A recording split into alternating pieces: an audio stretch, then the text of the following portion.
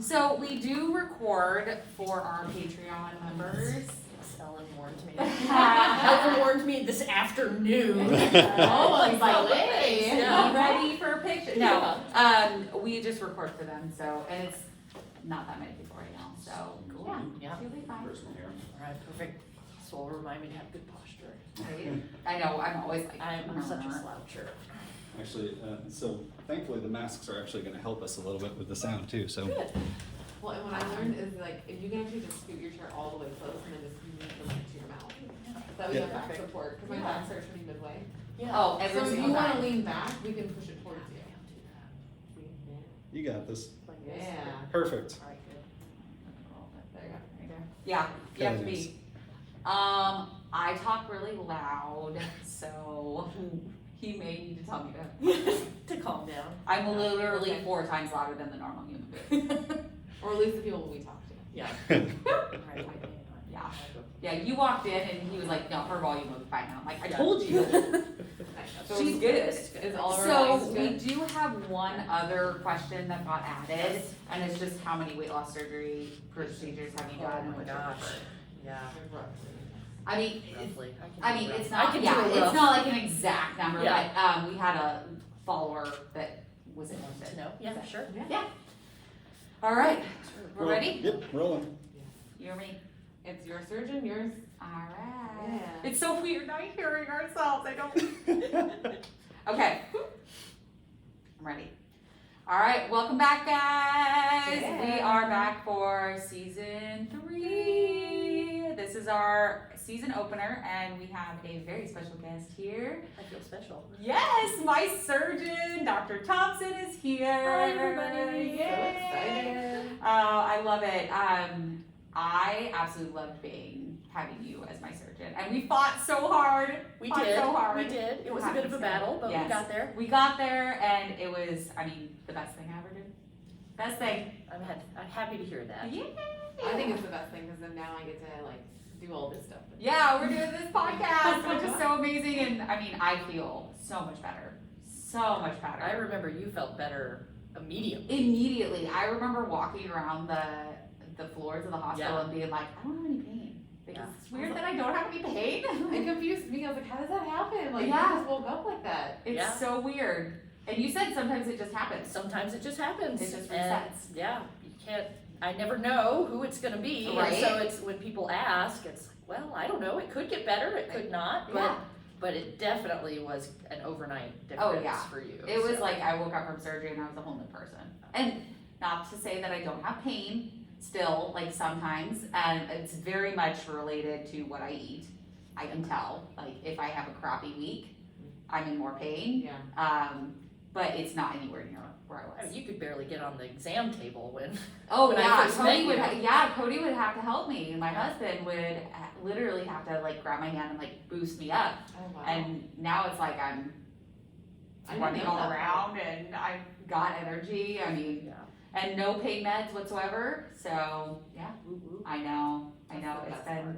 like right after surgery, I stopped taking them, and I was just like, nope, I don't need them. Awesome. Yeah. So awesome. Okay, so let's get to these questions that we have. So first off, we just want to ask, how did you get into weight loss surgery? So interesting, kind of, I guess, to me, but I've known since I was like 6 that I wanted to be a surgeon. So Oh, that's that was crazy like awesome. never in question. Yes.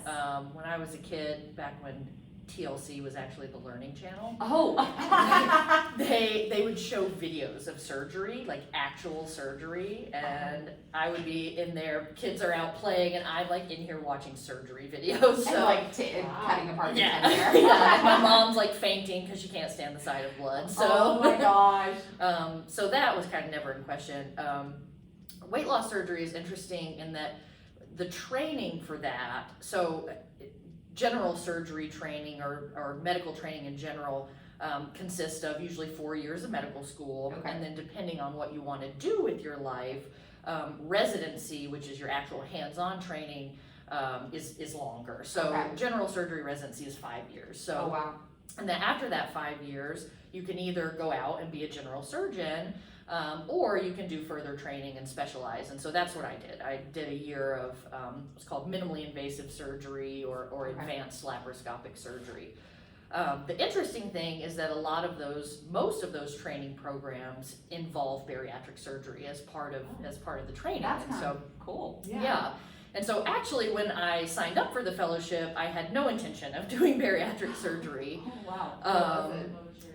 So I just knew I wanted to do general surgery. Okay. And laparoscopy is very cool in that we're doing these big things with Yeah. small incisions, and so that really appealed to me. Honestly, I've never told anybody this, but now is clearly the time Yes. to Secret share time. all my secrets. Yes. But I've always, not always, but more recently struggled with my weight as well, and I felt like this is a really cool surgery and these are really cool patients, but who is going to want to listen to a surgeon telling them I'm going to make you skinny and I can't even make myself skinny? Okay. So Fair point. yeah, so that really weighed on me pretty heavily for a long time. And then, halfway through fellowship, I was like, you know what, I want to do this. I don't Yeah. care what people think, I'm doing it. Yeah. The end. And actually, I think it's had the opposite effect than what I thought it would. Yeah. I think you can recognize the struggles in other people because you've struggled yourself. Yeah, So, exactly. I love what I do. I spend probably the majority of my time doing bariatric surgery, but I do general surgery as well. And that was really what I was looking for when I was looking for a job. So where I'm at, I'm super happy, love what I do, love my patients. So kind of a journey to get here, Yeah. but I I'm think that's super really happy. awesome. Yeah. I think that's really awesome that you know the struggles that we go through. I mean, just on a daily basis of, trying to decide whether to do surgery, what not to do surgery, you've probably tried diets too. Yep. I mean, it's a battle all in itself and it's hard to stick with it. So I think it's really awesome that I think that's why you have such a good connection with us, is that you know what the struggles are. And I think that's what I didn't recognize before when I was so worried about it. It's like, nobody's coming to me, nobody's gonna look at me and say, oh, well, you're not skinny, or you're not tiny. They're here for my expertise. And Exactly. So. Well, and I think being overweight when I came in here, I never even thought that. Yeah. I wasn't like, well, look at her size. No, and really, I want a normal person that understands me, not a super skinny model, because I don't think I would feel as comfortable around that. And I think it's all about, nobody cares. It's not about your weight or how you look. No. It's just about the connection. It's about the connection and the expertise, and you definitely have both. Yeah, I want the surgeon to be relatable. Yeah, and it seems like you two have a really good connection. Well, it seems like if somebody's gonna let me cut them open and do things, we should probably have at least a decent working relationship. Yes, So. I think yes. it's fair. No, I think I knew from the moment I walked in. I was like, I just felt comfortable, and I knew that I was gonna do the surgery no matter what, but it just eased my mind knowing. Yeah. And I think back to my mom coming in here with me, because she was so against me having the surgery. She was just so scared. And I remember her coming in and she sat down and we had a whole discussion, the three of us. Actually, I think it was the four of us because I think Cody was here too. Yeah, I think he was. And because he went to everything. Yeah. And I remember us leaving and she was just like, I'm totally on board. I love your surgeon. She's so knowledgeable and she answered all your questions, and she felt so much more comfortable, and that says a lot, that somebody that was totally against it, and then you changing their mind just by you walking in and Being having you. a personality. Yeah, it was really comforting for me. Well, So, I'm happy to hear that. yeah. That's what we strive for, but. Yeah. No, I love this office. I absolutely love it. She talks about it all the time. I do. I'm I just loved my whole experience here. I love my office too. Yeah, They're all every great. single person here is so amazing, and they take each person as a separate entity. It's not just a group of overweight people, you know? It's like everybody's a little bit different, So so. you can tell how personable it is, even with me walking in, how nice they are. Mhm. And not to say anything about my office, it's just like we moved really quickly. So Yeah. I didn't get to know everybody. Yeah. Like only person I really knew was my surgeon, and then the person that would just take all my testing and the vials. And Right. Stuff. So Yeah. I have to know him really well, but Yeah. that's about it. Yeah, no, we talk about like how, success kind of goes with like what a connection you have with your therapy and your nutritionist and all of that.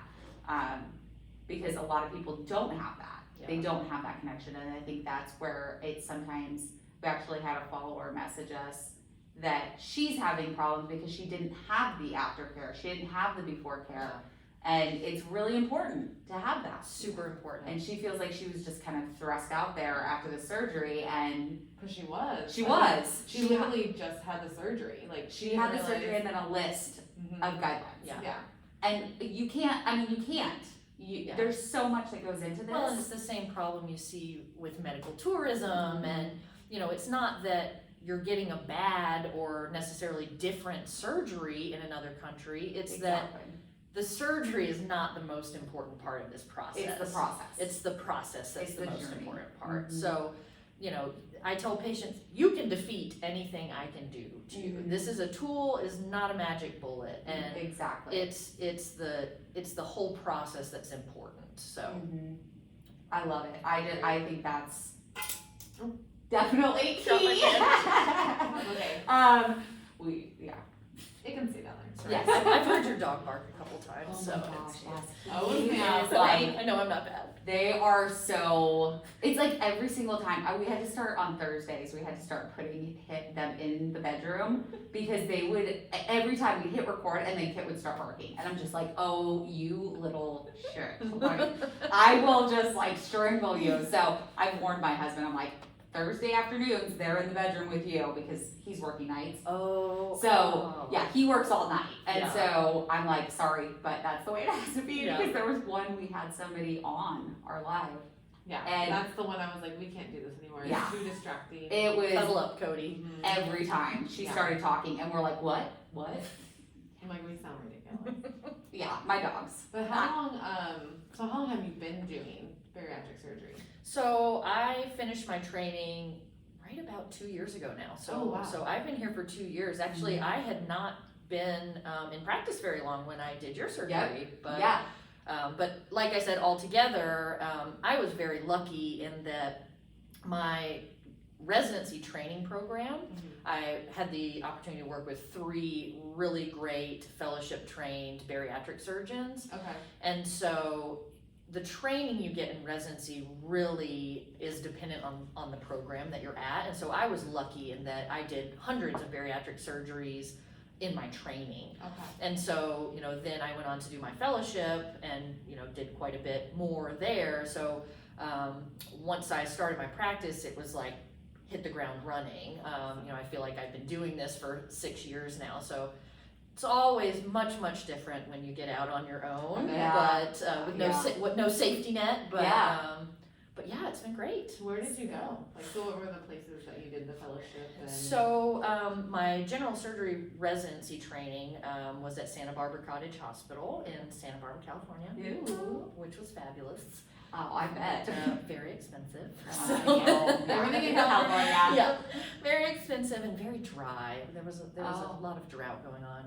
So I spent 5 years there, Okay. and then I went to Bay State Medical Center in Springfield, Massachusetts. Oh, So other opposite side. Yeah. So I've been back and forth several times because I grew up in Alabama. So Alabama to California to Massachusetts and now to Oregon. That's So, funny. That's all over. So we bought a house and we're not moving You like Oregon. anymore because we're over it. So Yeah. Well, and Oregon's nice. We get Oh, Oregon's awesome. Yeah. You get we got the all the seasons. seasons, and it's not too much either for either Yeah. season, I think. Yeah. Oh, I totally agree. The It's rain is neutral. fine because it makes it green Exactly. and then we can ski in the winter. It's fabulous. Love it. So, kind of a question, what kind of bias have you seen towards your specialty, patients, The whole thing. the whole, the whole thing. So lots of bias. Luckily, as a specialist, I don't feel like there's been a lot of bias towards me from other professionals. Okay. I think it's more a universal lack of understanding about what bariatric surgery is, 100%. who could benefit from it, and that's, you know, that's medical professionals, that's the general public, that's everybody. So, you know, really, we've come a long way in the past 10 years even, but still, the majority of primary care providers that I talk to really don't understand what the indications are for surgery or what the different options are. I mean, I look in notes and everybody had a gastric bypass. It doesn't matter what you have, you know, it's documented as a gastric bypass. And you're like, no, that's not That's not what you correct. had. That's Yeah. what you had. You know, so I think overall from that standpoint, it's just more a lack of general knowledge. Okay. But absolutely, I see so much discrimination and bias towards patients of size. So, you know, just one instance that hit me the other day, I was doing a case and this comment gets made not infrequently of, oh, well, she's not that big. Why is she even having surgery? You know, and it's like, okay, well, you clearly don't understand BMI or, you know, components that go into obesity and medical comorbidities. But Yeah. I hear that, you know, once a month. Oh, wow. Well, 'cause I don't So, think a lot of people believe that obesity is a disease. yeah. So maybe you could explain a little bit about that. Sure. So obesity is not only a disease, but it's what we call a chronic progressive disease. So chronic in the sense that it's something that you're battling. It's not an acute illness like appendicitis that, oh, we take your appendix out, done, it's And gone. it's gone, yeah. It's not something that is even cured by surgery. It's a tool that helps to combat the disease of obesity. But the worst part about obesity is that it's a progressive disease, meaning that obesity creates more obesity. So not only in the physical sense, so when you're carrying extra weight, obviously your joints hurt, it's harder to move around, it's Yeah. harder to be active, and so that creates more weight gain, which is a vicious cycle. But on a molecular level in your body, fat encourages your body to store more fat. Oh, So I didn't know that. having extra fat decreases the amount of fat that your body burns on a normal baseline day-to-day basis. It increases the amount of calories that you eat that get converted to fat, Oh. and it increases your body's capacity to store fat. So So literally, it's- it's all against you. yeah, it's totally working against you. It's a vicious cycle that is not, you know, it tries to continue this cycle. No wonder it's so hard. Is that kind of why when you do diets and you lose like 30 pounds and then you like, as soon as you stop, you gain it back plus And another then some. 20? Yes, Is that okay? absolutely. It's all part of that disease. And, you know, this is kind of a simplified explanation of it, but everybody's body has a set point for what your body wants your weight to be. Okay. And often that set point does not agree with what you in your mind want that Want it to weight be. to be. So when you diet, your body sees that as starvation. And so the first thing that your body does is say, okay, I see that you're trying to starve me. I'm going to slow down my metabolic rate so I'm not burning as many calories Okay. because I see that you're not giving me as many calories. Starvation mode, right? Exactly. So you go into starvation mode. The second thing that it does is it raises your set point and says, okay, I see that you're trying to defeat me, so I'm going to make the set point up here. Interesting. And how it does that is by increasing the levels of the hormones in your body that tell you that you're hungry. So folks go on a diet, it's like, wow, I just feel starving all the time. Well, your body's doing that to you. So And it's mental. It's It's chemical. chemical, Chemical, yeah. okay. So, I mean, hormones certainly influence your mental state, but it's actual measurable hormones in your body. Wow. And the reason why folks tend to gain that weight back and then some is because that set point is being raised every Okay. time. And so if you diet and lose weight, and then you start to gain it back, you usually gain more than what you lost because your body is compensating for your Got it. dieting behavior. So it's every time you start a weight loss program Mhm. and you're essentially starving yourself. So every time you start and stop, it's gonna raise that higher. Presumably, yeah. Okay. And so that is one of the reasons why we see surgery working better than dieting behavior, is because immediately after surgery, we see a drop in those hormone levels that tell you when you're hungry. Okay. And that's why, you know, at least for some period of time after surgery, a lot of people really just have no hunger. Yeah. And a lot of my patients have to set timers to remind I themselves. did, yeah. And I still don't have like a hunger like I did before, like that growling hunger. Right. I just feel empty. Yeah. Like it's a weird feeling to be, like, cause I never like felt that before. Yeah. I always had that like hunger growl, and now it's like I'm like, oh, I either am stupid, cause that happens all the time, and I'm like, oh, we do it in ourselves, like we'll see it, and I'll be like, I'm being stupid right now, and she's like, you need to eat some protein. Please eat something. Yes, we need to, let's go get a protein shake. Or I get that empty feeling, and I'm like, oh, I haven't eaten in 6 hours. That could be why. Food. Yeah, food. I have to do that. I have to do that for my body. So yeah, and the hormone, what is it, Ghrelin Ghrelin. is the main one. Ghrelin. Because ghrelin's like your stomach's growling. That's a good way to remember. Ghrelin. That gets, for the most part, taken out with the portion that's removed. So a lot of ghrelin is produced in the stomach. Okay. And so it makes sense for a sleeve because we're taking out a large portion of the stomach. We also see those effects with a gastric bypass, Okay. even though when we're doing a gastric bypass, we're dividing most of the stomach, but we're not actually taking anything out. Oh. Okay. And so the bottom line is we have recognized that these hormone changes occur before we understand why it's happening. And so Okay. that's really a hot area of research right now, in obesity research, not just in surgery, but figuring out how those hormones work together and why these surgeries work to do that. Because, for instance, the gastric band or the lap band, which is not very common anymore, No. you don't see those hormone changes with the lap band. Okay. So it's something about The removal dividing or the and, dividing, you know, okay. and rerouting of things that's causing that. Okay. Yeah, her older brother actually had the lap band. Mhm. And he didn't have the same, we've already had him on the podcast, Yeah. and so he didn't have the same reaction that we did No. with like the hunger and stuff. I mean, he still battles with it. Right. So it makes sense that Yeah. he doesn't have those chemical changes like we did having the sleeve. Right. And he So- probably, with the band in place, feels full faster, Yes. you know, but that's just a purely mechanical phenomenon, right? Yes. Because the band is restricting what can go into the stomach. Exactly. But the problem with that is that you're still hungry all the time. Well, yeah, you're still hungry, and he had it taken out. Yeah. So he doesn't even have it any longer. Yeah. Which And I've had some regain. he's had regain, which is a problem with the lap band, because as soon as you remove it, Absolutely. you're gonna start eating the way you did before. And- Not that you can't do that with the sleeve or bypass, but it's less likely. Oh, definitely. Right. It just takes longer. It does take longer, Yeah. because And I definitely encourage patients that come to me for a lap band removal. I encourage them to consider converting to another procedure, most often the the sleeve, sleeve, yeah.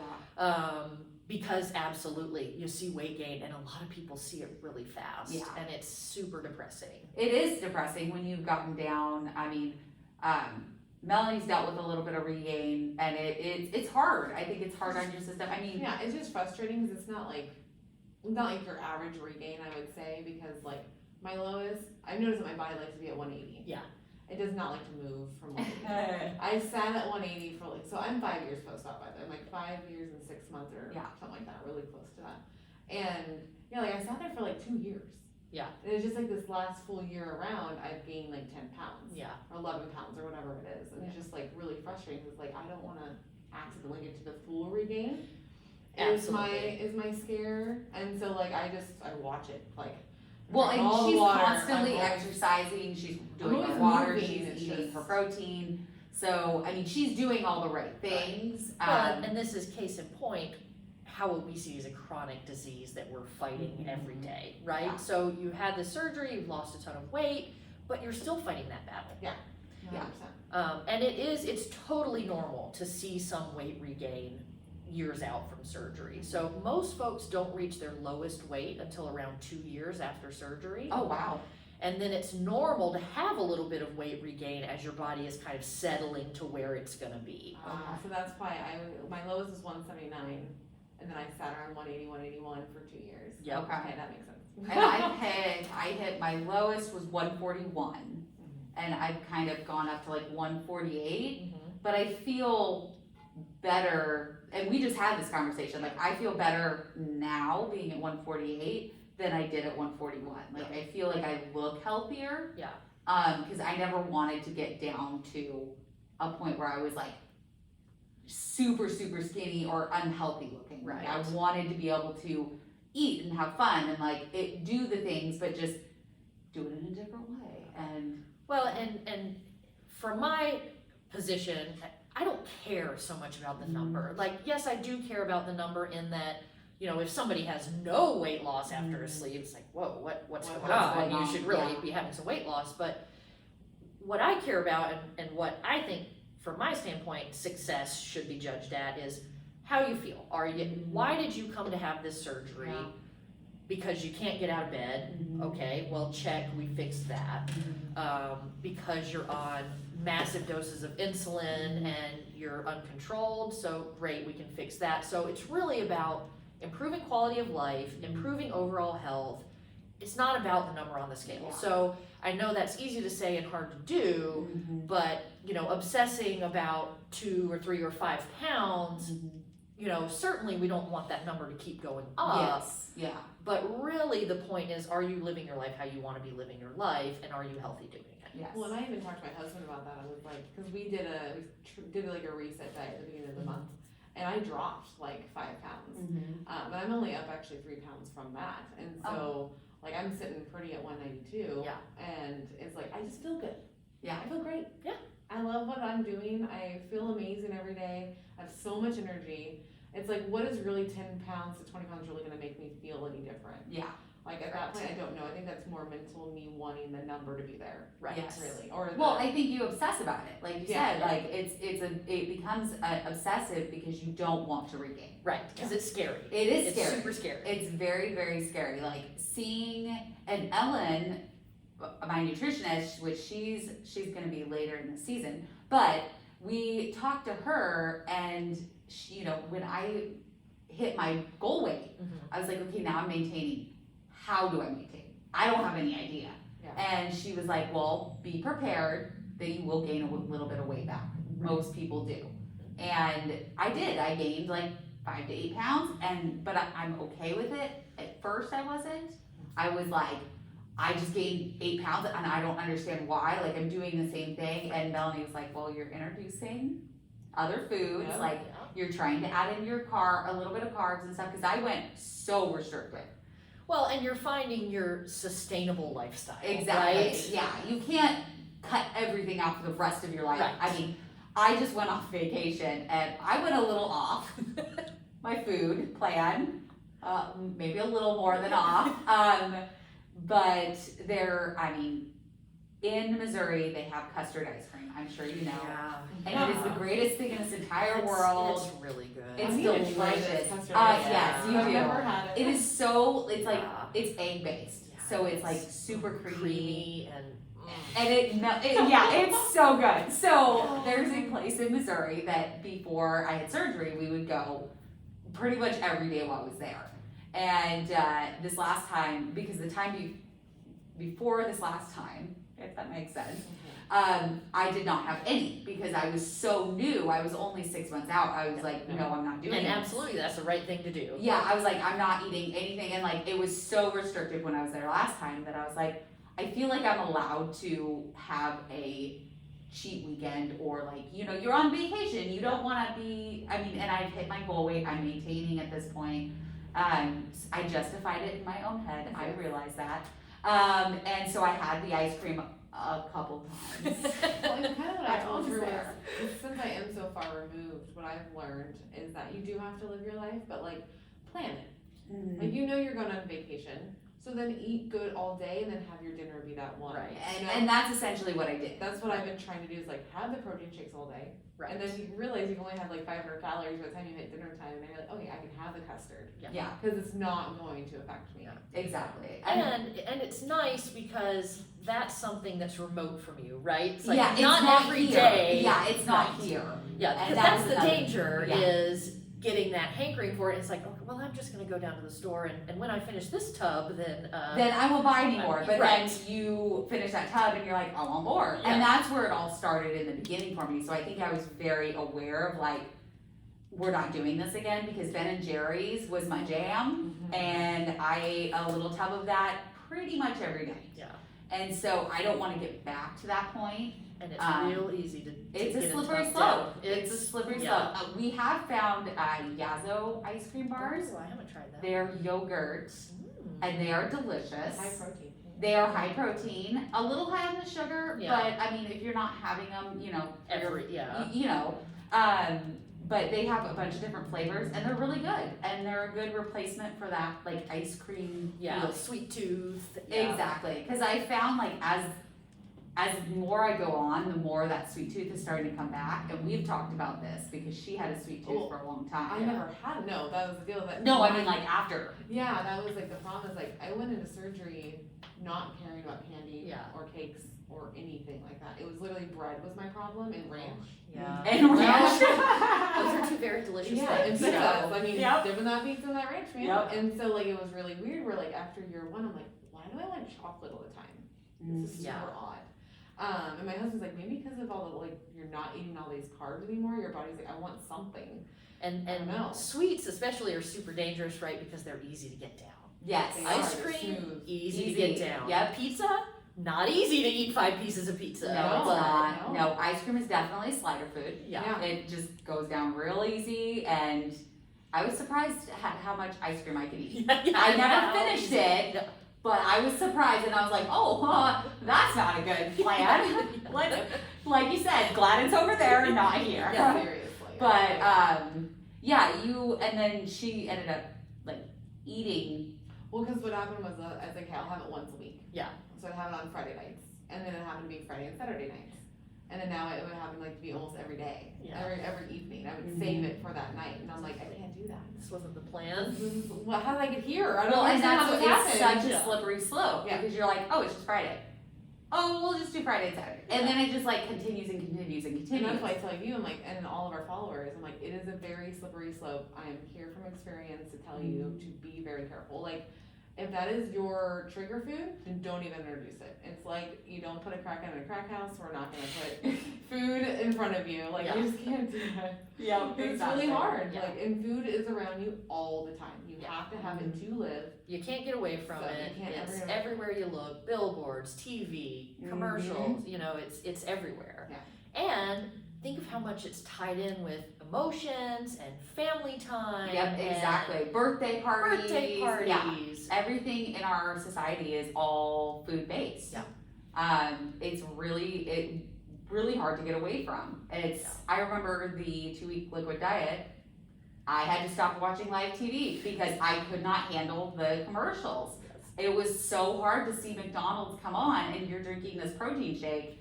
And Delicious. I'm like, yum.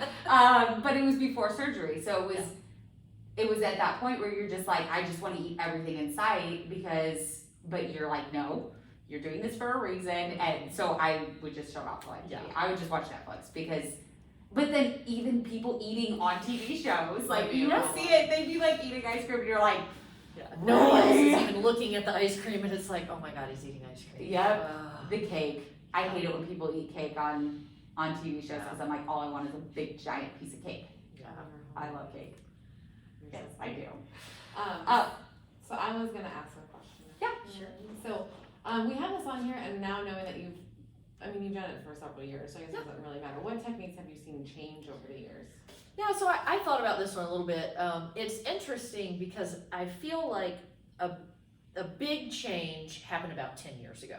Okay. And so I feel like I'm almost trained in the newer era, and that big change was going from gastric bypass and gastric band being the two big procedures that everybody was doing, to kind of a sea change with the gastric sleeve. So The gastric sleeve really started picking up popularity about 10 years ago, and right now is by far the most popular weight loss surgery performed in the United States, at least.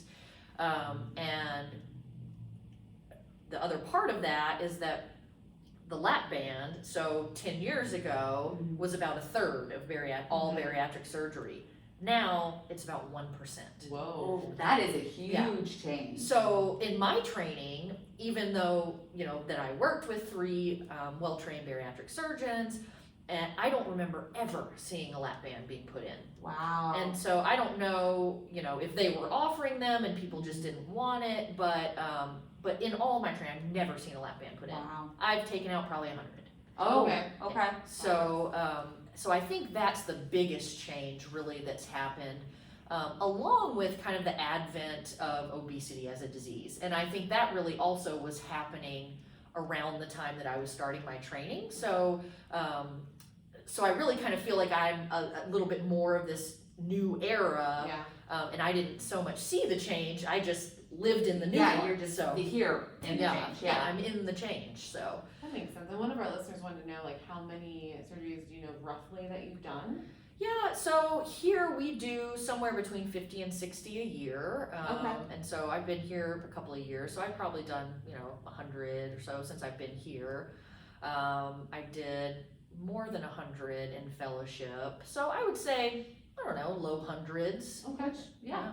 I like that it's kind of a lower number per year because it really shows like the quality that you put into your patients, that we're not just a number. Like a burn and turn. Exactly. And that's something that absolutely depends on where you're at, where you're working. I know many surgeons at larger programs that are fabulous and empathetic and love their patients, but it's all the system that you're working in. And so when I was looking for a job, I was looking for a smaller area where I really was a small town feel. I grew up in a small town, and I like that connection. Yeah, I like it too. And I think Ellen and I are very similar in that. You and definitely are, yes. So we, I think we fit together really well, and 100%.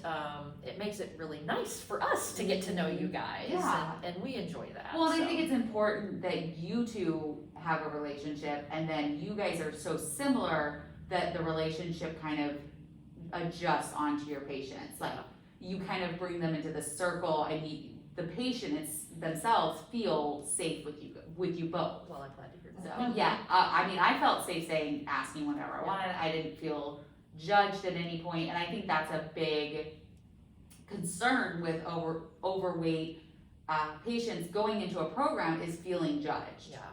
Because being overweight, you're judged a lot. Yeah. All day long. And I still have patients that come in and yes. they haven't seen me in a year and they've maybe gained 5 pounds, and they'll tell me, I was so nervous to make this appointment and come see you. And I'm like, why? What do you think I'm going to do? Yeah, I mean, I feel like if you're worried about it, then talk to you. Yeah, but like, here's the place you should be. Yeah, exactly. I mean, you guys are going to be the most understanding. Well, we're here to help, We're not here to judge. Exactly. We're here to figure out how we're going to fix it. Exactly. Well, I think it's that shame, because I know I stopped going to see my surgeon I was like 2 years out, and I was just like, well, they're just gonna give me like, you're doing great, Mom, don't worry about it, blah, blah, blah. Yeah. But then realizing, looking back, I was actually really scared when I was like, I'm not losing anything, they're gonna be so mad at me. Yeah. Like, they're gonna be upset, like, their tool isn't working anymore, like, I feel bad. And so that was also the other reason why I didn't go back. And I absolutely understand where that comes from, But that's part of why I like being part of a small program, is we hope that everybody feels comfortable and coming to us and and asking those types of questions, because we've seen it all. I tell every patient that's nervous, I'm like, look, whatever you've got, I've seen worse. So yeah, you just bite the ask bullet. your surgeon. Yeah. Ask your surgeon. Ask your office. I know I've never felt scared to come in. Like, even though I did gain some weight, I knew that I could come in here and if it was an issue, you guys would talk to me about it and be like, hey, maybe we need to look at these things that you're eating, or, but I knew from being here for, 6 months, plus all of my post-op appointments, except for my 1 year, which was Zoom, but that's okay. COVID. I know. Yeah, you're telling me. As we sit here with masks on. I know. But I knew that like I could come to you guys with whatever questions, and I didn't, just like when I had questions about maintaining, I didn't feel fear of coming to Ellen and being like, this is where I'm at, I don't understand, like, Well, and because you sometimes can't, you it's hard to. stress and you Yeah. stress and you stress, and then you come in and find out, oh, wait, that's a normal thing that It's happens. completely normal. Totally normal. Every time Kelly tells me something about it, I'm like, oh, that makes more sense. Yeah. Because Oh, like, I wish I.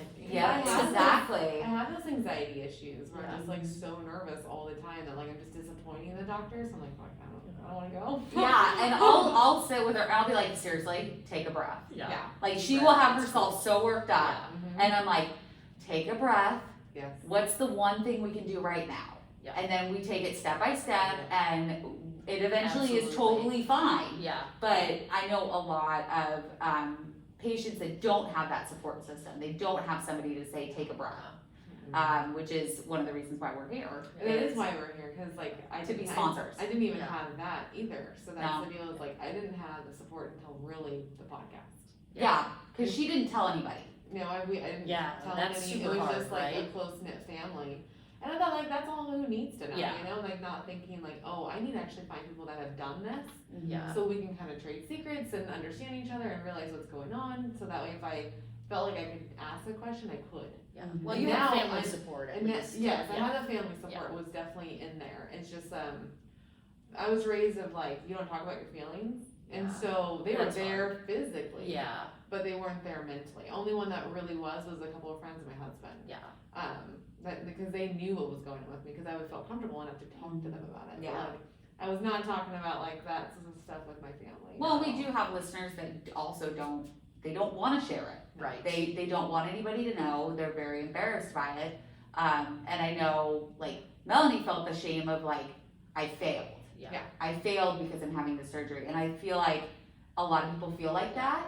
Yes. Whereas it should be like, no, you're stepping up for yourself. Right. You're stepping up and You're taking control. Exactly. Yeah. You're taking control. It shouldn't be you feel ashamed. Yeah. I know that, back to the stigma, we see it a lot. We Doesn't see, help. people saying, hey, you took the easy way out, blah, blah, blah. And natural. or Yeah. I lost weight naturally, which I hate that term. Come on, I hate like, it. Like, yeah. what do you think we do? Yeah.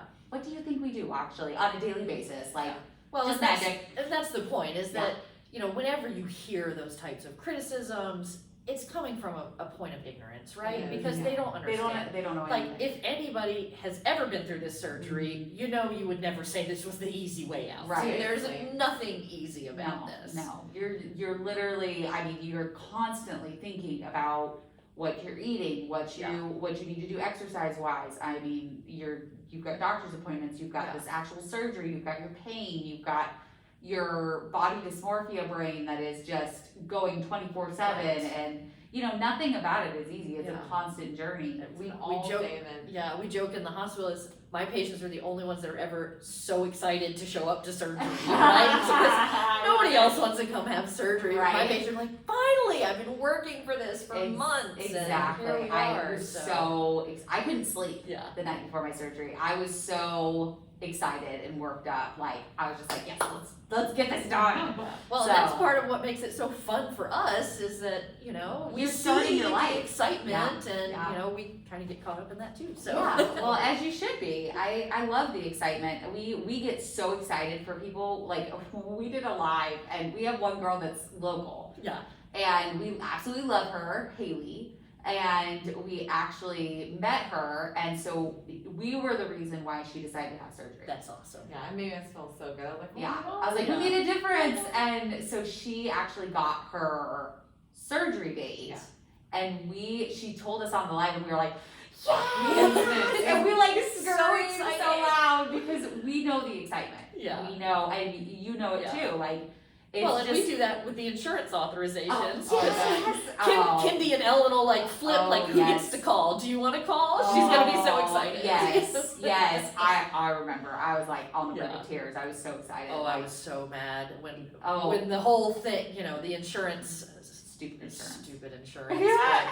I just Yeah. remember you walking into my surgery room and you're like, we're not gonna let those fuckers get us Yeah, down. And I was we're like, not yes! gonna do it. This is why I love Dr. Thompson. They My make me so family. mad. Oh yeah. My mom was like, did she just cuss? So funny. It happens. It was so happens. funny. You I was can't like, help well, it's fine. Yeah. That's just why she fits with us. Yeah. Doctors cuss too. it. Hey, we're people too. Exactly. It's you just be professional in the room, and then when you're Yeah. done, you do whatever you want. Yeah. But yeah.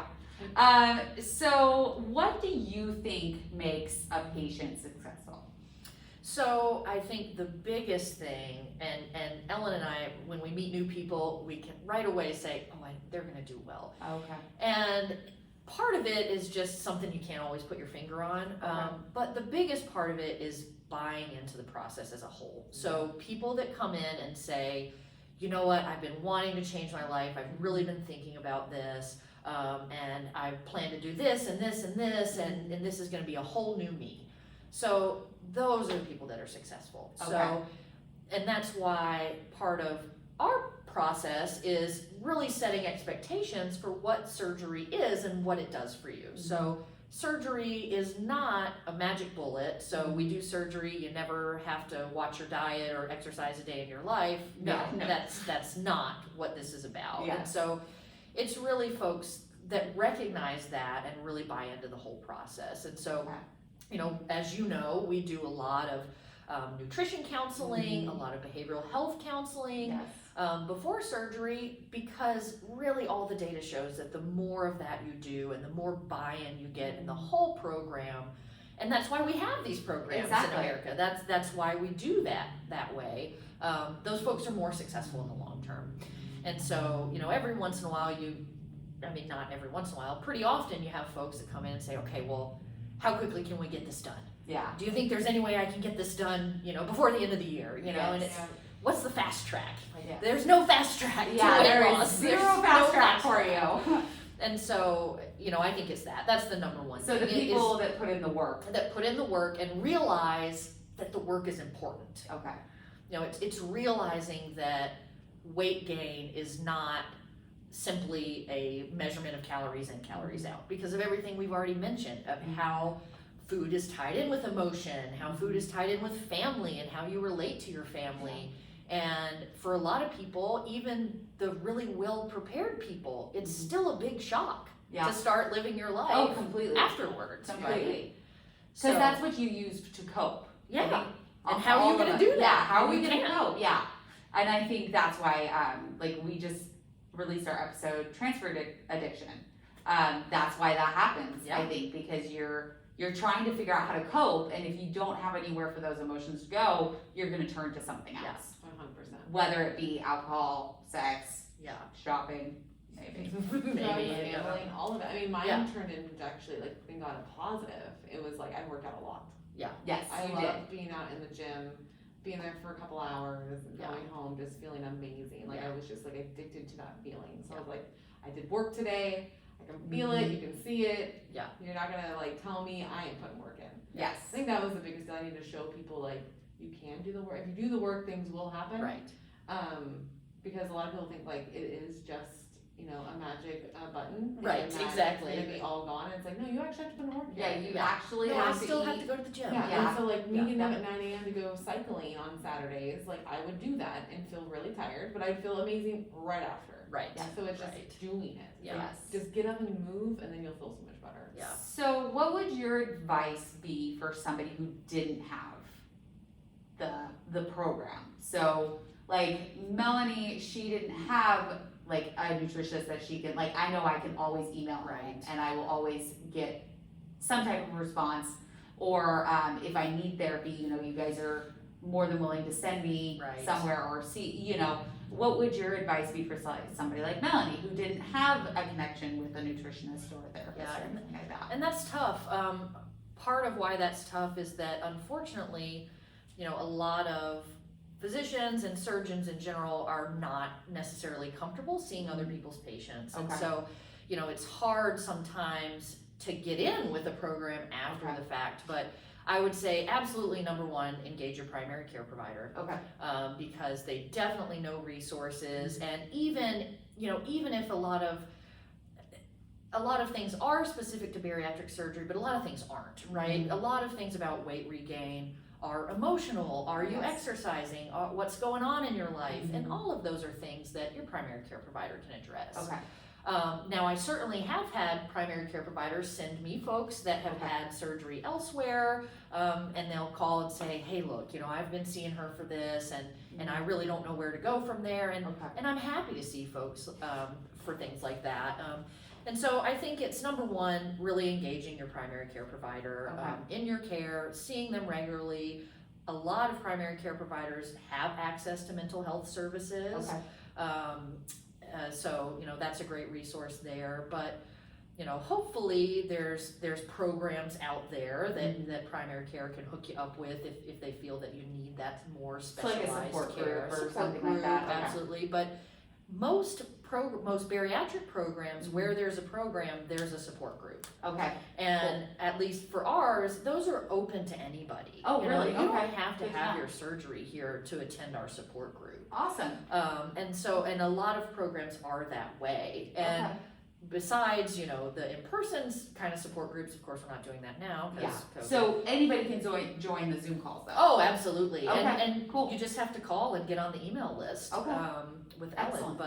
But yeah, we don't limit it to who's, you know, you don't have to I have guess I surgery didn't here. realize that, Yeah. so that's really cool. I love Yeah, it. happy. So check your primary care. Yeah, See yeah. if there's anybody around that you can just like do Zoom. Yeah, with. definitely. And we can also post the one for here Yeah. if anybody wants to Yeah, sure. join in. And, you know, obviously social media is a big thing now. Exactly. Now, I always caution folks that social media is a fantastic way to connect with people. Yes. People that are going through what you've been going through, and to get that support that maybe you're not getting, you know, at home.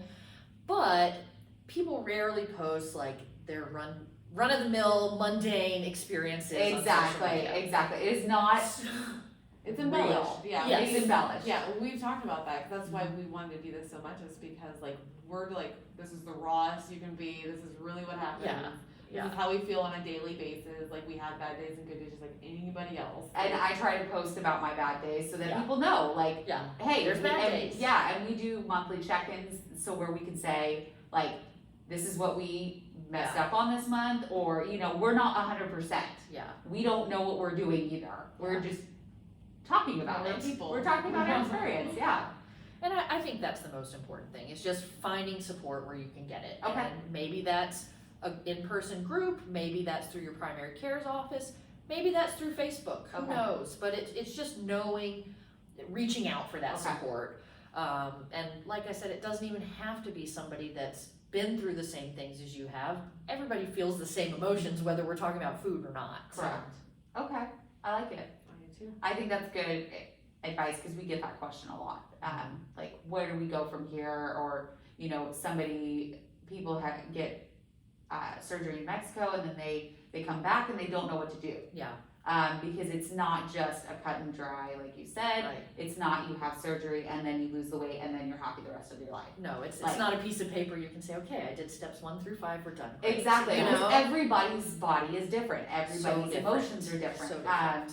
You know, everybody's experience. I mean, I shared everything from day one. I didn't care.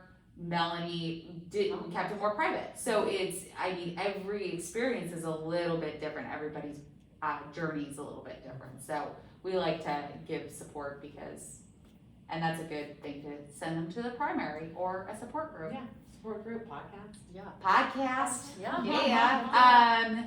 So we covered that. What are some common misconceptions about weight loss surgery? You know, I think the biggest one is that this is a last resort for folks. Okay. You know, there's a lot of more data and studies being done looking at weight loss surgery, bariatric surgery as a preventative measure, or as a, you know, not necessarily a place of last resort. Mm-hmm. And so a lot of folks wait and wait and wait, and they say, Yes. oh my God, why didn't I do this 20 years ago, Right, you know? Exactly. So that's a big one. Because I thought that. I thought that I had to be like the worst off to have the surgery. Yeah. And that's Yeah. just not accurate, No. no. Yeah, like this isn't for me. I haven't, I'm I not at haven't the gotten end to of that my point road yet. here, Well, Yeah. like, I wasn't on any blood pressure medicine. I had no diabetes. Yeah. Like I had no sleep apnea. So like, But I you literally- would have. That's the deal. I was like, Yeah. I told my surgeon, I was like, I'm doing this to prevent all of these things because my medical history with my family, they all have those things. Yeah. I'm like, I need to have this done before I'm 30 Yeah. because I don't want. I to don't have want these those problems. things. Yeah. Exactly. And she's And like- it's the same thing. I mean, my mom has diabetes, my mom had high blood pressure. So those things are very much, Yeah. they would have happened had I not taken control. So, I mean, you don't have to be Yeah. the worst you've ever Yeah. been. And I Yeah. think the biggest misconception we've already talked about is that this is the easy way out. Yeah. Number one. That you've done the easy thing Mhm. and great, you never have to worry again because you took the easy way out. And that's just Nope. absolutely not even remotely close Yeah, to true. people that think so- that are wrong. Yeah, very wrong, very wrong. I love it. Well, is there anything else you think that our audience should know or anything you want to add? Yeah, I mean, I think the biggest thing that I want to get across is that this is not your fault, right? So there's absolutely lifestyle changes that contribute, but obesity is a multifactorial disease. Genetics plays a role, environment plays a role, lifestyle absolutely plays a role, but that's not the only thing going on. Yeah. So don't be afraid to ask for help. Don't be afraid to reach out and learn about your options. Surgery's not for everybody. And we've had folks that have come in to see me and then I don't see them for a year and then they come back a year later and say, you know what, I wasn't ready then, I am ready now. I like Yeah. it. And I think it's super important to not let anybody push you towards surgery either on Do it for the yourself. flip side of the coin. Like you're doing this for you. This should be a you decision and you taking control of your life and your health. So I love it. There you Love go. it. I love it. I like Yeah. that. It is not your fault. It's not your fault. not your fault. You have made mistakes, but it's not your fault. Exactly. I love it. Okay, that's a great way to end. Yes. Oh my goodness. All right. Thank Well, you. big thank you to Dr. Great. Thompson. Thanks for having me. We had so much Yeah. fun, and Super cool. we will see you guys next time. We love you. That's right. Have a good day. Bye. Day. I almost took off my Every ears. time. Every time. I just went to go. I You saw both you did. reach for them. Yeah. So we'll do it again, but we'll record it this time. Oh, it's funny every time. Every it's time. funny every time. Every time. He has to say it. Now he said Or it it hasn't first. happened, you know? Like, Yeah. Oh, exactly, yeah. he's actually literally had us put our headphones back on so Just so we could you say it. And we're like, oh, what did we do wrong? And he's